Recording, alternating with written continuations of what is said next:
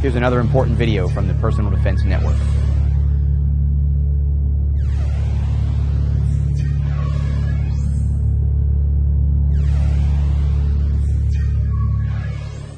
Now let's take a look at another situation where we're going to have to get control over someone who has grabbed us, and this time it's going to be when Jamie's not expecting it. So I've managed to sneak up behind her, or she was distracted, maybe she was walking the dog, something, she's out in an isolated area. I've snuck up behind her, and I'm going to reach around and grab her to try to control her. As I do, once again, she brings that hand up that's on the same side as the hand she's trying to get released. She's going to bring that thumb down. Again, the thumb is the weak part of the grip, and by pulling it down and away, she doesn't fight against my strength. Remember, my strength is trying to hold her in. She's not trying to pull my arm off. If she were going to do that, again, that's not realistic. I'm in here, she's just peeling straight down. That creates the start of the wrist lock as she then brings her elbow in, using her whole arm to push this back down. And on the other hand, notice what she's going to do is push up on that arm, as if she was trying to shorten the distance between my wrist and my elbow, and the only thing in this whole equation that can move is going to be my hand.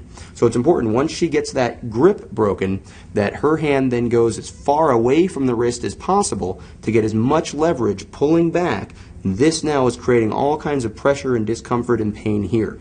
Pushing up on that arm, pulling down on the hand creates that back of the hand to the back of the wrist lock, immediately causing pain, disablement, distraction. Now at this point, as she pulls her head away, her body's naturally going to follow, and she's going to try to break away from this piece of grip also, and by bending forward at the waist, she can now use her hips at this point, turning away, stepping out, and even if I stay with her, that still maintains this pressure here.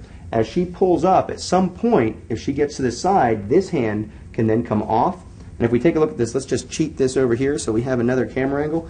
At this point, as she turns back into me and pushes this now against my own body, she can remove her right hand and actually just be pushing in here and creating that wrist lock, giving her this hand free to attack the groin, to come up and attack the face, or to simply push me away in that greater than 90, bringing that forearm up, pushing away greater than 90 and creating more space.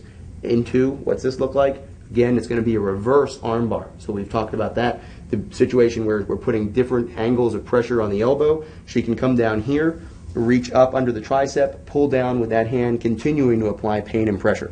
And all this actually gives her an advantage with our height difference, that she can get up under here and really cause a lot of pain and a lot of pressure in this situation. So the whole time I may be grabbing her, she stays focused on recognizing the opportunity she has to create leverage, first on a wrist lock situation, second in an armbar situation.